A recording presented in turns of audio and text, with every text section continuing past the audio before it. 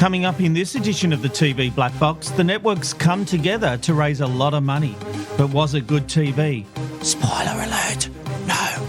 Seven punts some very big names, and rating shock as some shows lift, but some shows tank. And I mean really, really tank.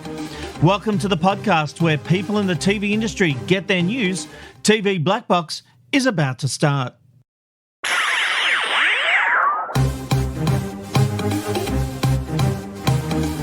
This is TV Black Box, bringing you the inside goss from the TV industry. Hello and welcome to the TV Black Box podcast. I'm Rob McNoda and I'll introduce the panel shortly. But first, it was on this day in television history.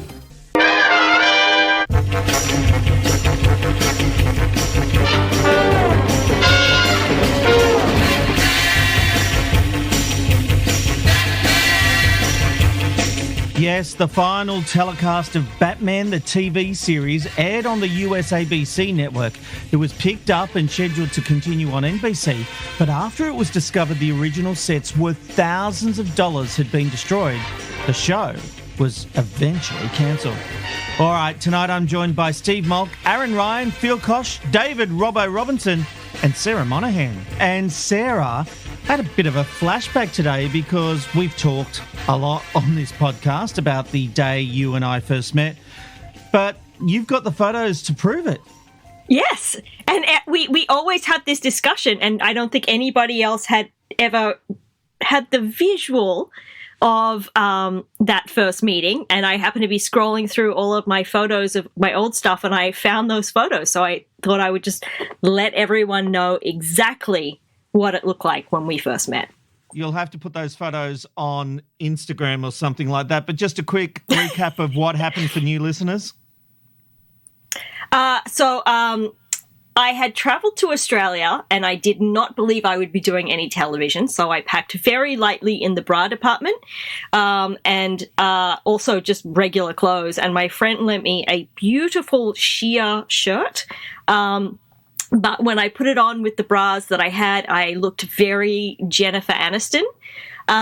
So I asked the wardrobe to give me some pasties, and they gave me these big bubble heart-shaped ones that looked even worse.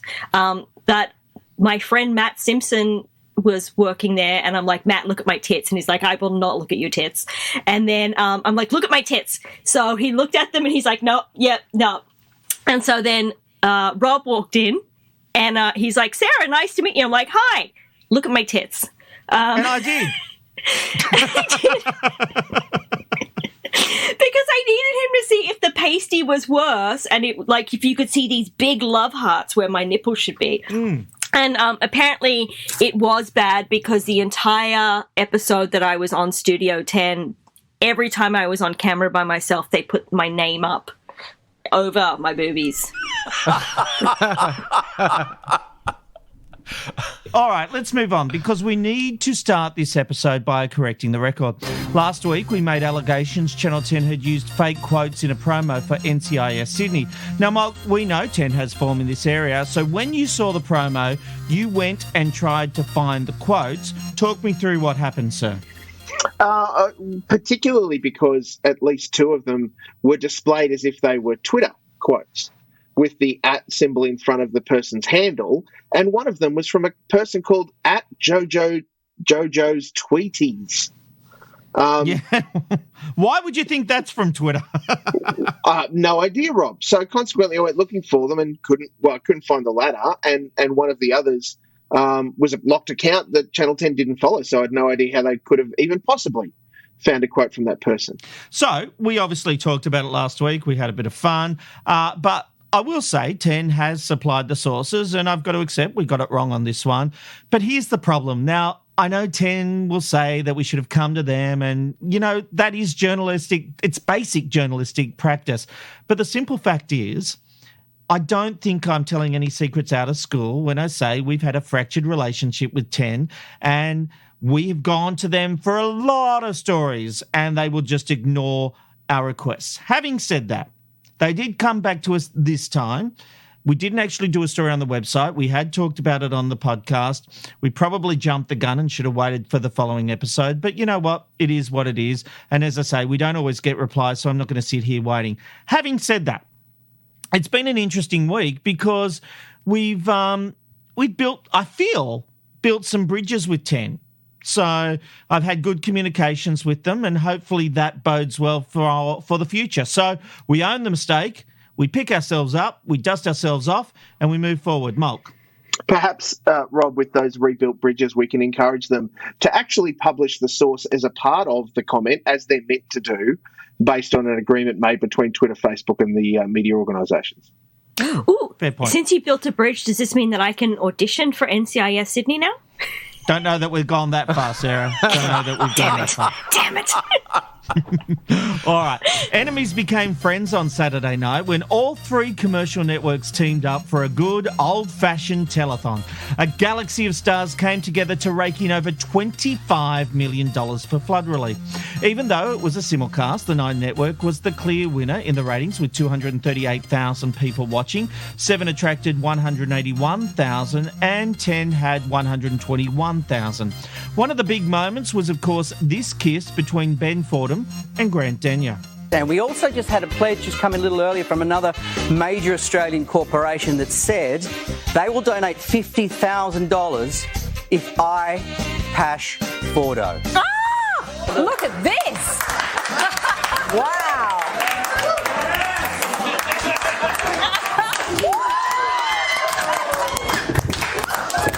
Get off me! Oh my God! Wow! It was actually the moment of the night. Now, it's not the first time a telethon has produced a special kiss. Rove and Bert puckered up for the 2004 Tsunami Telethon, and our favourite, Jono Coleman, kissed Tina Bursill at the 1984 ATV Channel 10 Melbourne Deafness Telethon. Now, telethons are always synonymous with Aussie TV, aren't they, Robbo? What did you think of this one? I watched a little bit of this, Rob, and I just thought it missed those moments. And I know that you tweeted about the same thing, and we were absolutely on the same page here. I think I was on a Twitter rant. Yeah, exactly. But I was supporting you on this. Shows like that need to have that idea of anything can happen, anything can go wrong, and that's why we're watching. We know how telethons work. We hear about the donations made on the phone. We hear about the corporate donations. What we want to see are those moments that are just not scripted, just happen, because it's almost like this wonderful time where different species from different ecosystems, i.e. different networks, come together. What would happen if, say, for example, Grant Denyer and Ben Fordham come together? What worries me for this telethon is it was overly produced. I think you've mentioned the same thing, Rob, so we might have the same things to say. And for this one especially, we never found out who the donor was between Grant Denyer and Ben Fordham. That. If they made that up, I don't care. It needed something. It did need something, and that's right. So I'm thinking, though, later in the night, they finally realised that, oh, hang on a minute, we need moments that really make telethons, and we haven't had one, so let's make one up. And that was the problem. I think that was a real miss for the night. We had all of these amazing people come together. It was so staged, so overly produced that we really have no moments to speak of except for the ones that are clearly manufactured. So I thought that was a bit of a miss. It was, of course, great to raise $25 million for the flood relief, but we missed those amazing telethon moments that we would want to come back and see again. Well, Robert, one of the biggest problems here was the simple fact it wasn't produced by someone who knows variety, someone who knows how to build a show and do a great job getting the client sponsors, the sponsorship and having the money in the bank. I mean, I reckon they had $22 million to go before they went to air and just paced it out throughout the night. That's my take. What was disappointing about this is it didn't have the variety. It was such a bad production. You know, what I will say is there were a lot of people, a lot of viewers who were donating, but apparently there were the same number of people calling Lifeline wanting to kill themselves, Mark, because they would rather do that than watch this piece of shit television. Oh, jeez. I'm not sure we can confirm that allegation, Rob, but there was certainly not many people watching. Now, I want to preface this by saying that the intent of the evening was to raise money for the New South Wales Queensland flood victims, and they did that. Over $25 million worth of relief. To that end, ratings are much of a muchness. It's really just an opportunity for pundits like us to make a call of which network is the most popular or whatever. Can I jump in, Malk, and just ask you a follow-up question? Because I understand money is the most important thing in a cause like this, which is fantastic. If it was a better production, could it not have raised more money? Also, next time they want to do something like this, will sponsors, potential clients, potential corporations think, I didn't really get my money's worth. I put $100,000 on the table and I got, on 3 networks to only get, 700 and something thousand viewers nationally. That is a pitiful result for 3 networks simulcasting. This is a disaster outside of the money, which we all agree was great. But outside of the money, this was a disaster. It could have been entirely pre-recorded and no one would have known the difference. Yeah. And that in itself is the problem of a live event. You want it to feel like there's energy. And I acknowledge that it was put together reasonably quickly, so audience, COVID... No. Millions of telethons have been put together quickly. Can I say one thing? In less time and have done a better job. Under COVID conditions where we want to make sure that everybody is safe, we've never had to do that. So I acknowledge that trying to get a studio audience into Nine's North Sydney studios and do it in a way that keeps everybody safe was not going to happen in the short time frame that they had. That's called producing. Was not going to happen in the time frame that they had. No. Beyond that, I will say that it went way too long, 2 hours overtime, and even it's not like that 2 hours brought anything other than, we've got to put these pre-recorded or this live cross to Delta in, and we've got to get these donations in so to make sure that we're meeting those particular agreements with those donors. I was gobsmacked that the state governments were giving money to a Red Cross appeal when they're the ones that should be fucking fixing it. It's outrageous that this is the lengths we have. It's up there with Peter Dutton starting a GoFundMe, as far as I'm concerned, for the people in his electorate to raise money for things that his government could fix. The real difficulty is that it was, on the whole, boring. I thought it was at best 1970s boorish. I mean, Denya and Ben kissing as the highlight means that was the lowest thing that we've seen on television in possibly 10 years. It was the biggest crime. It wasn't entertaining. Yes. See, 100%. Whereas Larry Emder's Instagram posts about said event were hilarious because he talks about punching people in the dick and ripping people's hair out. So maybe if they just let him produce the show and actually be like who he is on Instagram, it would have been great. 100%. And Philip, it was really like watching, seriously, at times I thought I was watching an old episode of Video Hits because they just kept going to pre-recorded concerts. Oh, look, I thought it was as boring as batshit, but I only watched a very small amount of it. I think, like most Australians, I was on a streaming service because we were... But you gave it a go. Here's the rub. You gave it a go, just like I believe I think their reach would have been through the roof. I reckon a lot of Australians gave it a go and went, oh, Jesus, maybe I'll give $20, but this is crap. Yeah, you had a lot of big personalities that could have clashed in a fun way. You know, it's not hard to envisage it being a lot more interesting and a lot more successful visually than what it was.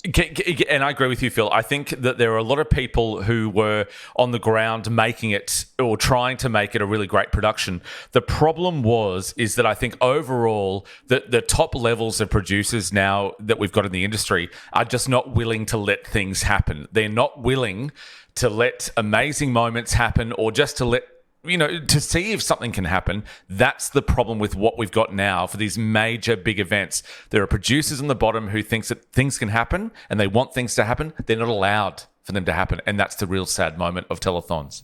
And the simple fact is it should have been produced by a breakfast TV executive because they're the only ones that come anywhere close to live variety in this nation. All right, they were the star signings of the 2019 TV season, but now former MasterChef judges Matt Preston and Gary Meehan have quietly left Channel 7 after the network failed to renew their contracts. The Australian reports the pair were on around $2 million each for 2 years, which saw them host the ill-fated Plate of Origin. Seven did not wish to provide a comment when contacted by news.com.au.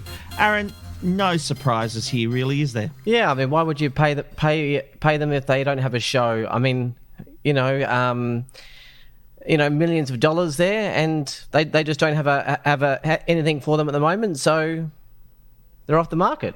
Simple as that. Interesting that Seven didn't want to confirm it, even though it's factual. We saw Matt Preston on Gogglebox, Celebrity Gogglebox the other week.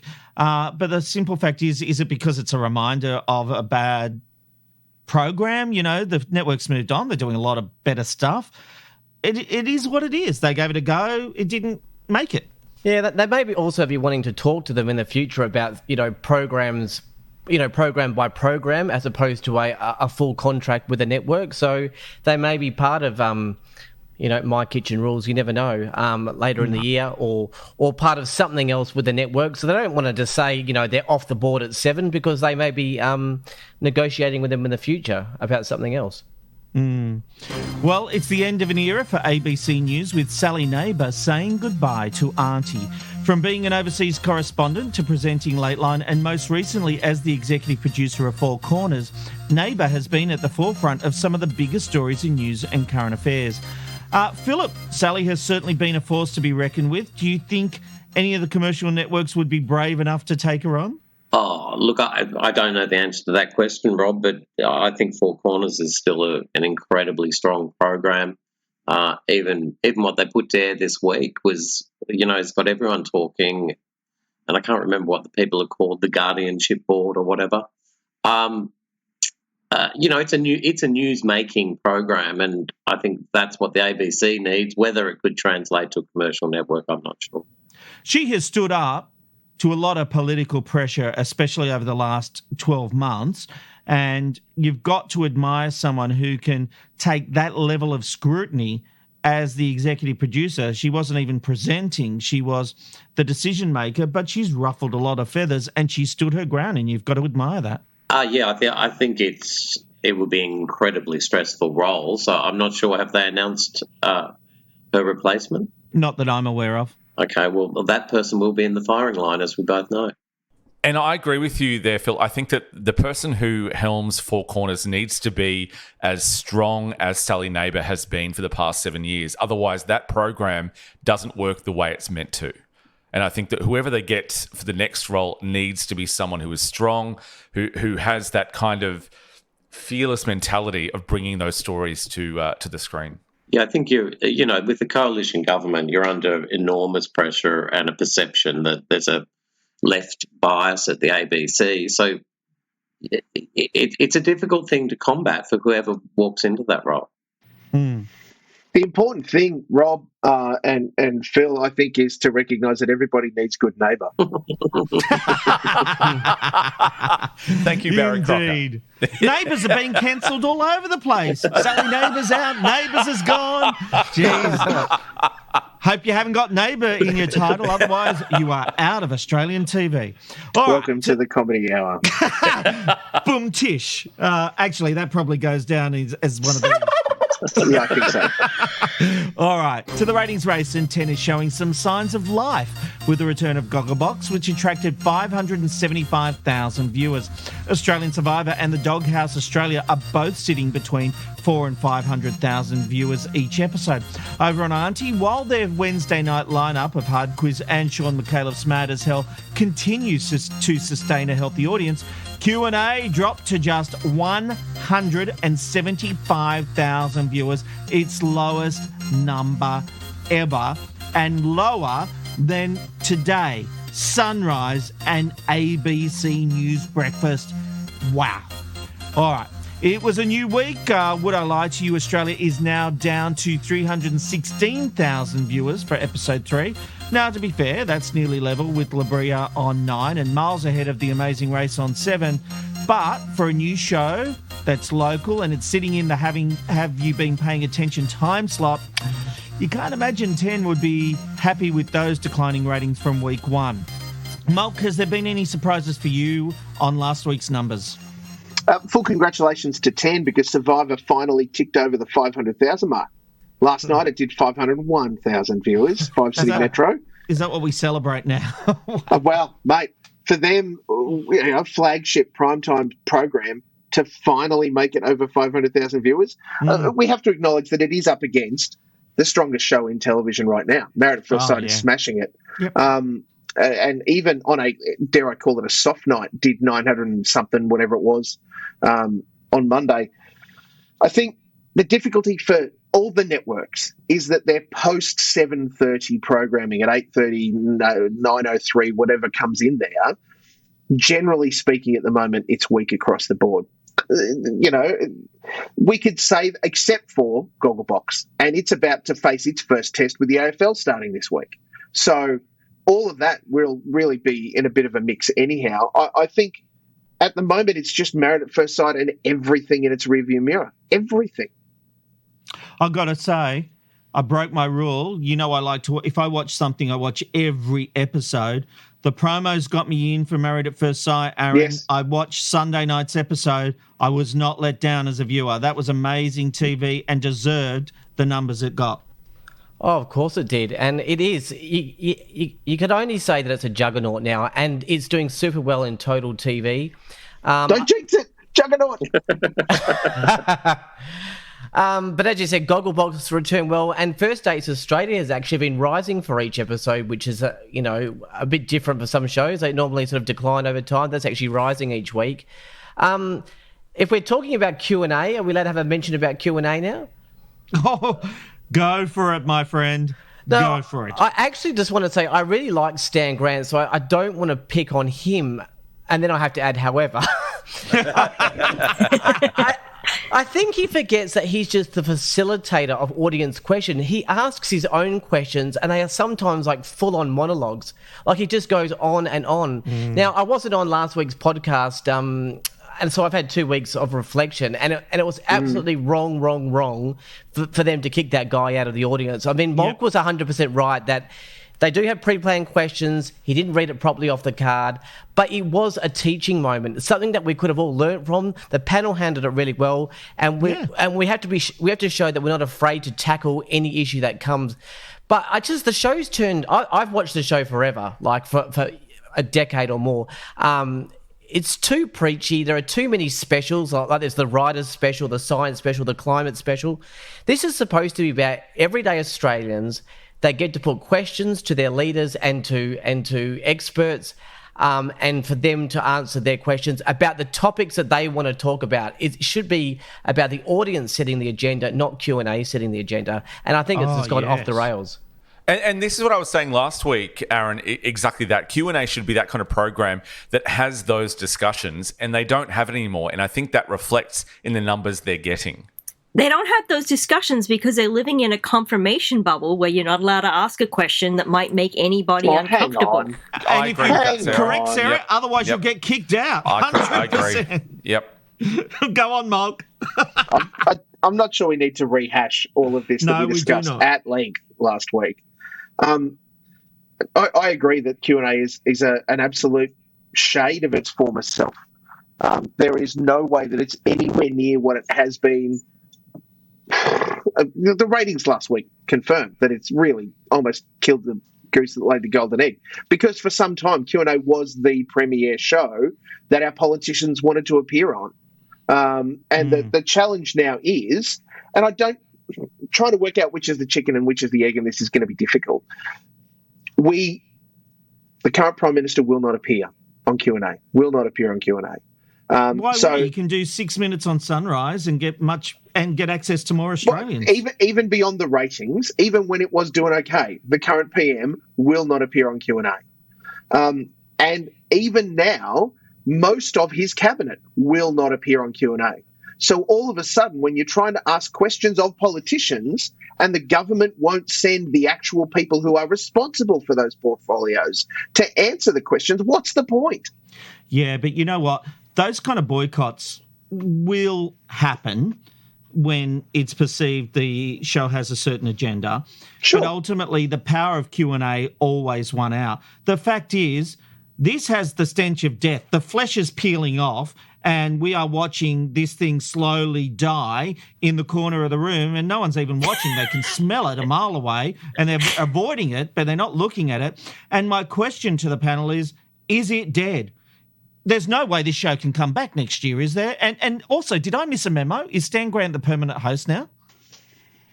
No, Virginia Trolley still steps in, and who's the third? David Spears has done one. Thanks, Aaron. Yeah, but it's been Grant for a few weeks now. It sure has. All right. Is it dead? Well, I think the ABC are treating it like it's dead, not appointing a host, changing the time slot. They're doing nothing to encourage us to watch it, are they? No. They're not helping themselves. I don't think it's dead if they do change it. All they need to do is put it back to where it was and just have the politicians on the show, one host, and just have the audience dictate what the questions will be, what the topics will be. And it's actually really simple to turn it around if they want to. Well, I think there's a bit of a furphy in there because we have to acknowledge the show was starting to waver while it was still at 9:30 on Mondays, and that's because of the direction they've taken it in. But can we have Q&A back as what it is originally meant to be? And like you were saying before, Rob, where it is a format for people to ask questions. And I think that should be whether they're from the left or the right or in the middle. It doesn't matter where they're on the spectrum. That's where you'll get a classic Q&A back, a quality program back when we see questions and answers from all sides of the political spectrum. But also, why are questions being vetted? Like, you got a question, you ask that panel. I don't understand this whole, you were going to submit your question, we're going to rewrite your question, submit it again. You've got to read it out as per.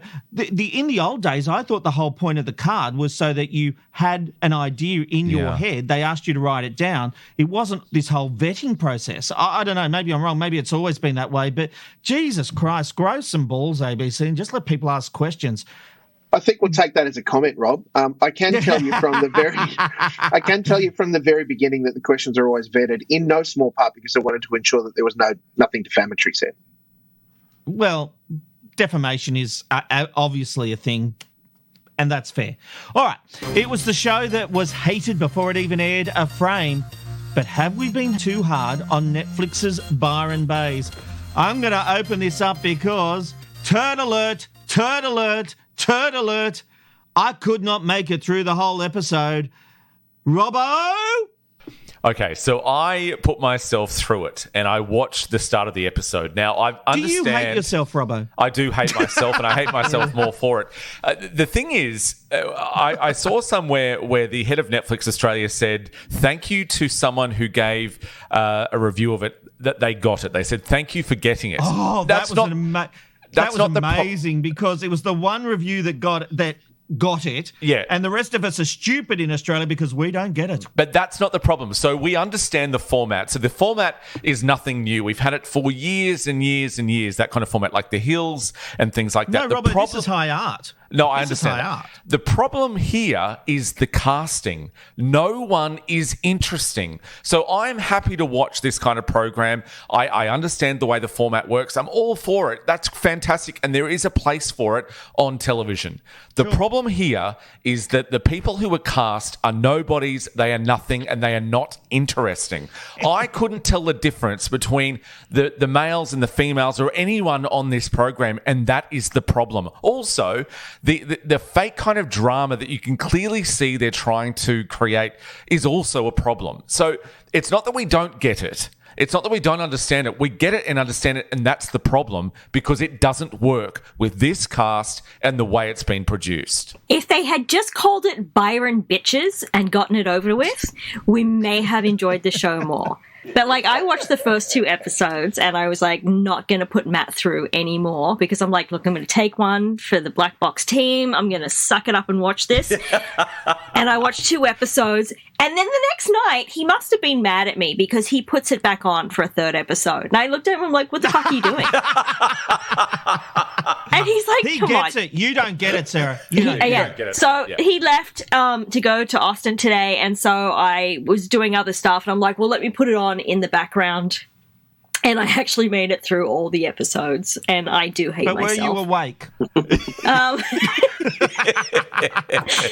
was cooking and doing, other things, but it was so it's the kind of it's good TV if you're not actually watching it, right? If you just have it in the background and occasionally you look up and you're like, I can't tell the difference between they're all, except occasionally there's the guy with the fish lips who he talks like this the whole time, and I don't really know what's happening with his face. We totally need to do this as a visual medium. Okay. Oh, we've got a fan here, everyone. Sorry, we've got the president of the fan club joining us live here. And then all of the women with the really high-pitched voices. No, you can't. Let me ask you this, Philip. So, Netflix Australia is going local, which is a fantastic thing.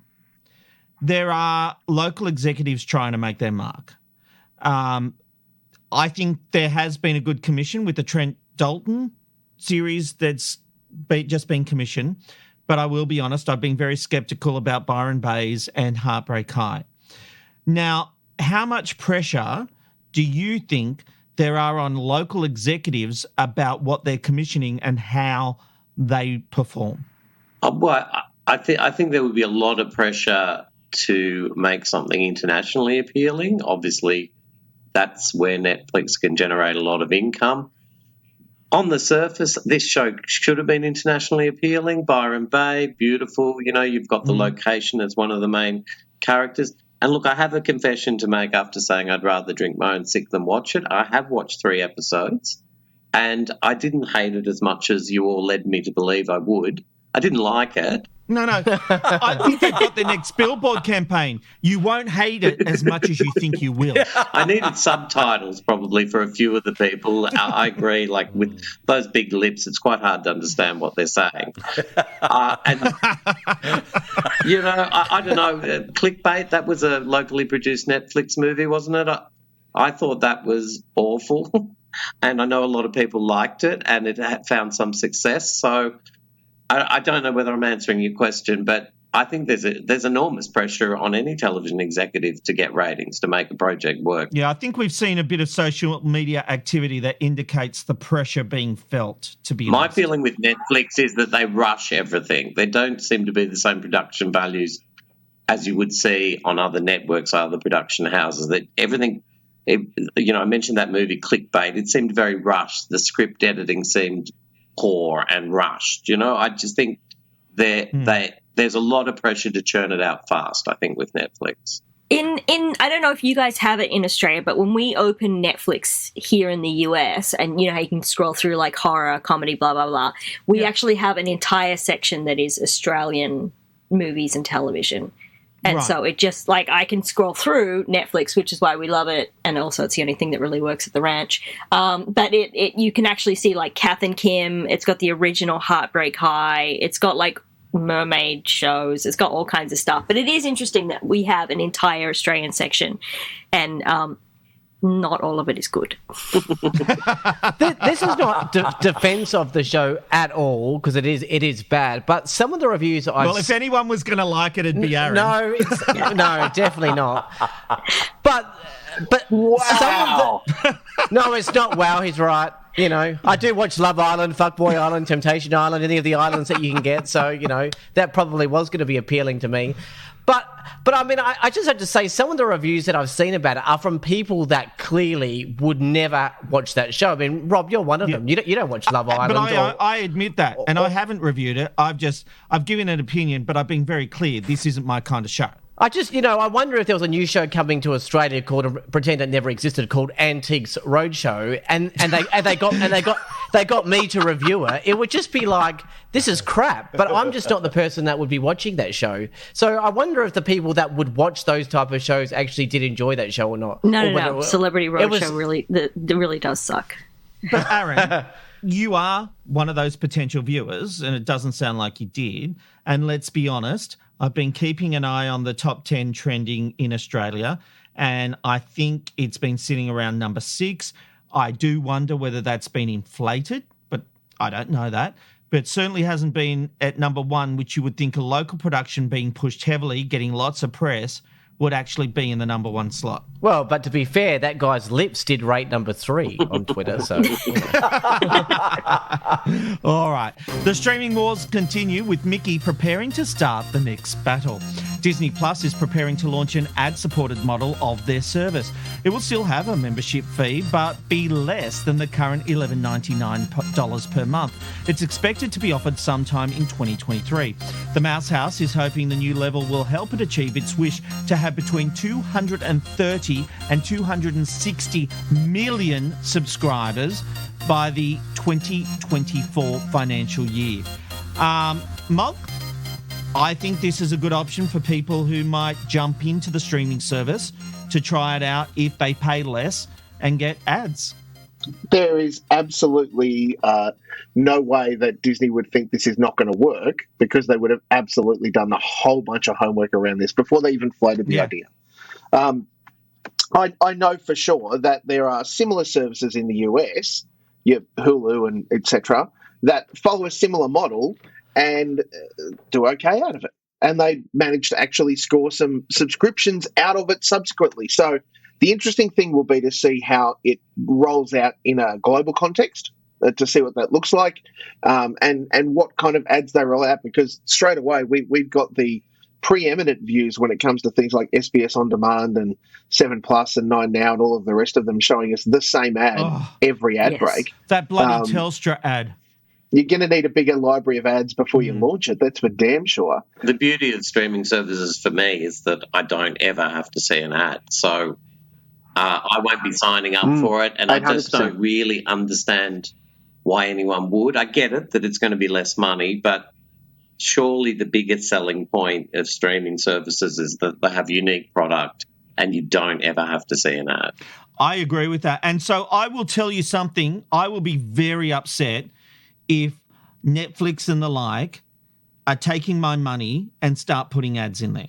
Hulu in the original was if you paid like the $5 a month or whatever, there was no ads. And then they switched to, they started having ads.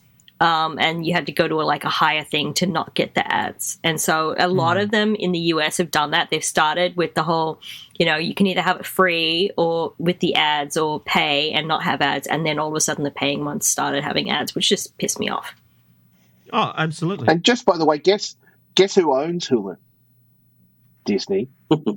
Valid point. The only thing I was going to say on this, and this is probably one of those blonde moments or something, but I don't get it. I feel like $12 is cheap. Like, that's $3 a week. I mean, is all of a sudden all these people, I really wanted Disney Plus, but I can't afford it. But now that it's, say, $5, I could afford it. The only thing because you have disposable income. No, but the thing that's likely to happen is the people that are paying $12 are going, I don't mind ads, and they're actually going to drop from $12 to $5. So they're actually going to lose money. I don't think so. There's going to be more people reversing than people. No. Really? I think people will jump in at $5, try it out, and then go, Jesus, I'm sick of these ads. It's good content. I can watch my Marvel movies. Let's upgrade to $12.99 or whatever it is. I pay for YouTube, so as a subscription, so that I don't have to watch ads, because when I got rid of it and went back to ads, I could not handle it, and now I just pay YouTube to not have ads. Yeah, that's it. And don't forget, Aaron, in the context, it's not Disney Plus in isolation. It's Disney Plus, Netflix, and in our cases, Stan, throw in Prime Video, maybe a Hey You or something else. All of that's binge. All of that stuff adds up. So if you're someone that wants to have access to everything, for one of them to say, we'll offer you a cheaper version that's, ads included, people might go, great, that's a benefit to me. And we know that those networks, those services aren't going to say, we'll happily take a loss if our whole subscription base dumps paying us $12 a month to go to a $5 a month ad-supported version. Who's paying for the ads, right? They know they're going to make cash out of this, no matter which way it flies. I just feel that if I had a lot of different, wanted a lot of different streamers and only had, for example, Disney Plus and, say, Amazon, I would go, now that they're offering the $5 special, I'll actually drop my Disney to $5 and then pay for another streamer like, Netflix or something. I mean, I'd be more inclined to drop back the money and then invest in another streamer. Yeah. I don't think most will take that route, but fair enough. All right, coming up, Sarah will have the hatches and dispatches, including news on the project, and then we'll open up the TV binge box right here on TV Black Box, the podcast.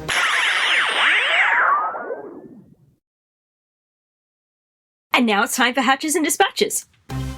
Network 10's The Project is hitting the road, taking the show to Western Australia. It'll be the first time since the pandemic began that the current affairs show has left its studio in Melbourne. The whole gang is heading west with Lisa Wilkinson starting the week from Broome. The special broadcast begins from the 21st of March. Former TV star Andrew O'Keefe has pleaded not guilty in his latest brush with the law. Assault and choke charges have been laid against O'Keefe following an alleged incident against a woman in January of this year. He's also had a bail application rejected. His case will be back before a magistrate in July. Seven's horse racing commentary team just added another thoroughbred to its stable. Fan and equine favourite Lizzie Jelks will join Bruce McAvaney to bring the excitement of the races to the small screen. And that is this week's Hatches and Dispatches. Back to you, Rob. Thank you, Sarah. All right, it's time to open the TV binge box and find out what everyone has been watching this week. Aaron Ryan, let's start with you. Well, since I wasn't here last week, I've had 2 weeks worth of shows, but I'll only mention a few. McKnight says keep it tight. Oh, geez, keep that one in. Oh, I watched the oh, that's terrible. The series More Than This. It's on Paramount Plus. It's a bit like Skins and Euphoria. It's an Australian drama. Explores the real lives of 5 17-year-old teenage students and their teacher when they will join in a classroom sort of thing. Yeah, you know, it had all the elements of those other shows, but unfortunately it didn't hit the mark for me. So, yeah, not so great. The Last Kingdom on Netflix, the 5th and final season. There will be a follow-up movie. I've watched the whole season. It is fantastic. So Uhtred's back. If you're a fan of the show, then this final season will not disappoint. I took one of Sarah's suggestions and watched Reacher on Prime Video. Now, Sarah was absolutely correct. That guy is hot. Yes. Finally something with eye candy for women. Or men, whatever. Absolutely. He was that hot that my friend who is straight has now got a male crush on this guy. Bloody hell. Anyway, he's also a great series. And he gets down to just he takes it all off. All off. Yeah. It is actually based on the Jack Reacher movies. It is actually a good film. But yes, he does get it off. Oh, just the thought of it. It was so good. I'm glad I had Sarah, to watch it with my in-laws. It was very, yes. And of course, I've been watching SAS. I think the episode airing tonight, so that's Tuesday, the 15th of March, is one of the best. I know that some people prefer to watch the censored version because it's a little more palatable, I guess. But this show is not about being... It's about being uncomfortable. It's taking things to a new level. It's about pressure, courage, determination. It's really, really good. But I must say, if you're watching the uncensored version... one of the celebrities is going really slow up a hill and not keeping up, and so the DS says to him, "My grandmother fucks faster than you," and they're dead. Oh, whoa! Wow! Bloody hell! That's a good line, but there you go. How does he know? I have no idea. Nice Creepy, comment. but all right. Just a side... No, I won't. Okay, Sarah, what have you been watching? Besides half-naked men with your in-laws with moving blankets. Yes. Blanket moving so much, doll. Over you. Yeah. I watched The Adam Project with Ryan Reynolds I think it was on Netflix. And we saw... great movie! It was so good. So good. And then the original Top Gun. Back when Tom Cruise... Well, he had like the monobrow and the teeth, but still I could see the sex appeal back then. Like I was like, I actually understand why he was so sexy, and then he went crazy. Of course, the Byron Bitches, and a movie called St. Vincent with Bill Murray, which was old. And then in regular television watching, NCIS Hawaii. I've been watching that. It's the location. I think it'll be like Sydney, where the location is amazing and everyone's watching for the scenery and the acting. Made fun. Like when I did my NCIS Down Under video and I made the Breaking Bad reference, I had not seen NCIS Hawaii yet, and there's actually a Breaking Bad episode. Of course. But it'll be like whatever Byron Baes takes away from Australian tourism, NCIS will bring back. So hopefully they cancel each other out. And then also the Grand Tour with Clarkson, May and Hammond, because I really like fast cars. Robbo. Thank you, Rob. What I've been watching is a bit of a Gillian Anderson marathon. I've been watching Sex Education on Netflix, which is a brilliant show. I love this. I just keep binging it, and also the last two. Kind of new. I know I'm quite a few years behind, but the new seasons of the X-Files, I've been watching them. They are fantastic. Gillian Anderson, I really have been reminded why that woman was on my wall when I was a teenager. Did you watch her in The Crown? Beautiful shows. Yeah, loved her in that too. Also loved her in The Great when she fell out of the window. Oops, spoiler alert. And a wonderful, wonderful actress, Gillian Anderson. That's where I've been watching, guys. Monkey. Thanks, Rob. I've been watching a fair bit. Most of it has been kind of focused all over the place, but Married at First Sight has had a lot of my attention, with good reason. It's been just ball-tearing. It's not going to win any Nobel Prizes, but it's bloody amazing TV. I have been enjoying the usuals, The Circus, Last Week Tonight. All of that stuff has been spectacular. I'm hanging in there with Australian Survivor, and I just want to reflect. Last week, Matty said that he was disappointed that he felt that the editing was kind of signalling who was hanging around. Now that he said that, I'm with him. I think it's kind of they're just focusing on the people who are going to go. Yeah, it's which is a disappointment because it's been a really great series. Billions is hitting its stride, and I cannot wait to see how this season plays out. So stoked that's got another season. That is on Stan, BT Dubs. The two that I really want to speak about in the good category, actually, let's go with the bad category first. I watched every episode of BYRON BAES, and I said up front it's going to be trash. Spoiler alert, it's trash. Just to add on to the conversation you guys had before, there are very few redeeming features about that TV program. And yet, the person that seems to be promoting it and doing the best they can, funnily enough, is the person who commissioned it.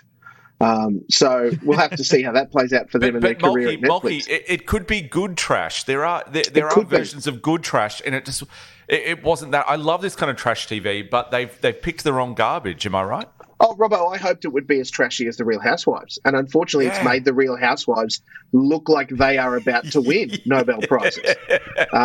It's just not even great. And even down to some of these great sweeping shots of Byron that then you never see any of Byron again. It could be filmed on a backlot after that point, establishing shots ahoy. So, I mean, watch it at your peril. The thing I'm really amazed about... Can I make one observation, Mark? Yes. On BYRON BAES... Interesting creative choice to start off with the clapperboard. Yep. Because the idea of reality TV is, even though we know a lot of it's fake, you want to feel that it's actually in some ways real. Yeah. The idea of starting the opening 4 seconds of the show with a clapperboard doing its thing just made me feel like, oh, this is complete bullshit. This is complete and utter make-believe, not real, and it's not even... good real. Yep. Well, all it does is feed into the notion that there is reality television and there is reality television, which isn't a win, right? It's not good enough, quite frankly. In the good category, to wash away the badness. Starting this week on Apple TV Plus is a series called We Crashed. Now, I will tell you that I don't like Jared Leto in anything. The guy cannot act. He's offensive, and you hear about his antics off screen. In the way he does his method, and quite frankly, I'm surprised he doesn't have more charges brought against him. Leto and Anne Hathaway star in this as the couple who were responsible for, ultimately it was his idea, but the couple responsible for a business called WeWork, which was designed to transform the, like the casual, I want to hire a desk for a day kind of vibe, where people work and those sorts of things. It is 8 episodes of how he took an idea and as a startup made over $1 billion, that's with a B, $1 billion. And then snorted it all. Well, just as they were about to launch their IPO on the New York Stock Exchange in 2019, pissed it against a wall. It is amazing to see the ego of these people play out, and it's real, like current, like stuff was only tied up and sorted out last year or 2020. In the reality of it. So it's based on the story of WeWork. It's called We Crashed. It's a dramatized version of that story. And both Jared Leto and Anne Hathaway are mesmerising in the roles. I could not turn away for just how abhorrent those people were and how much they were taking advantage of the situation. It's incredible TV. I think it's a double or triple app. Kicks off on Apple TV Plus this Friday. Well worth your valuable eyeballs. Okay. Philip. Well, I've been watching the Toni Collette thing I was watching last week that's been getting slammed everywhere. Pieces of Her. I actually watched the whole series and thought it was fantastic, so I'm just defending that still. Made on the Central Coast, Philip. Yes, back on the Central Coast, yes. Also, I'm a huge fan of a show called Goliath on Amazon Prime, which doesn't get a lot of chatter in Australia. It's starring Billy Bob Thornton. He plays the washed-up lawyer. He said himself that it's probably the character he's played most that's closest to him in real life. And, of course, then I was rocked by William Hurt dying, and he is a pivotal character in Goliath as well. He is the Goliath to Billy Bob Thornton's David. So... Broadcast News, one of the best films ever, especially for people who'd be listening to this podcast. Yeah. I liked him in The Big Chill. Yeah, well, you'll like him in Goliath as well because it's probably the last role he filmed, I would imagine. I'm not sure about that, but it certainly would have been one of the last. And look, I've gone back and I started watching the whole series again, but it was series 4, which ends the series that I watched this time. It's a bit different to the other ones. If you're a fan of the show, you'll absolutely love it. It does feature a lot of dream sequences and almost hallucination sequences. So very Billy Bob Thornton. But for me, it's one of the finest pieces of TV I've ever watched. Okay. I've left Big Bang Theory to the side. Oh. And now my nightly viewing is Modern Family on Foxtel. In 5-minute grabs? In 5-minute grabs. And as I'm going to sleep. Married at First Sight on Sunday was just the best television. The Adam Project, Snap on Netflix, Sarah. Gadget Man on Prime Video. Last week tonight, Snap with You on Foxtel, Steve. And Picard on Prime Video. But the thing I've loved most this week was our good friend Sarah Monahan posted her final episode of Hey Dad today. I watched it this afternoon, and do you know what? It was hard watching because you keep thinking what an arsehole this guy is that you were working with, Sarah. You were so good in that show. Aww. And when you look back at what that show was from an Australian production, it was literally 3 sets that they made a half-hour comedy each week. It was literally 3 locations. It wasn't like an American sitcom where you can have 6 sets or something like that.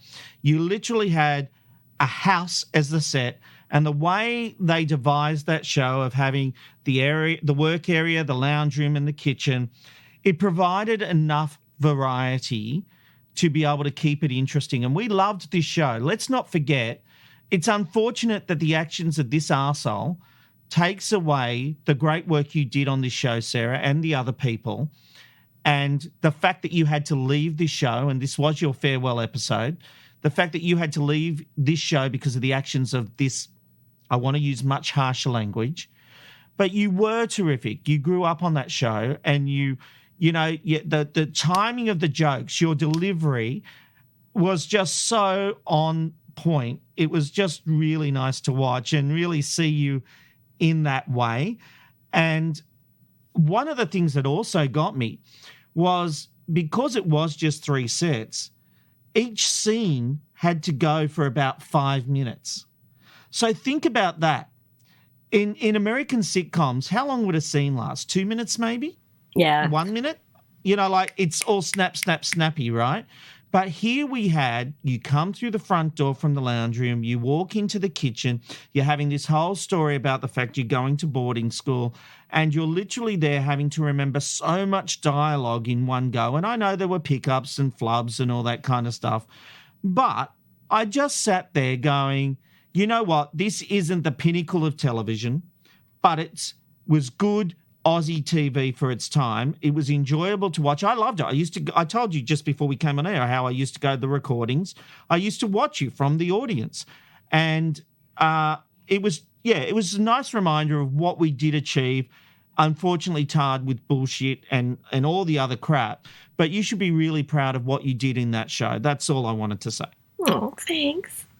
Yeah, I had mixed. I couldn't watch the whole episode. I happened to just see it, and I just kind of watched like the end part. But yeah, I was just like, some days I feel like I don't have emotions anymore. Like I've just suppressed them all, and that actually brought out a lot. And I just had that feeling of like, if I hadn't have left, would I have gone on to continue acting, or would I have been like everyone else, where once the show finished, that just wandered off into oblivion? But yeah, it's kind of sad that whole show, because it was a really good show of its time, and it's sad that we can no longer watch it because of one person. Yeah, that's exactly right. And the parallels with the Cosby Show are very much on point. Those actors have had a big part of their career wiped from the planet because no one will air that show or stream that show anymore because of the history associated with that man, and you are in exactly the same position. Yeah. And I'm sorry for that, because you deserve better. Okay. Well, thank you anyway. It was a good trip down memory lane, so thank you for posting. It's on YouTube. If you go to Sarah's feed on Twitter, which is Shrimp Tank, you will find it in her posts. Seriously, go and watch it. And that brings us to the end of TV Black Box. This episode was written by David Robinson with some assistance by Aaron Ryan. Thank you very much to Malk, Philip, Aaron, Robbo, and of course Sarah.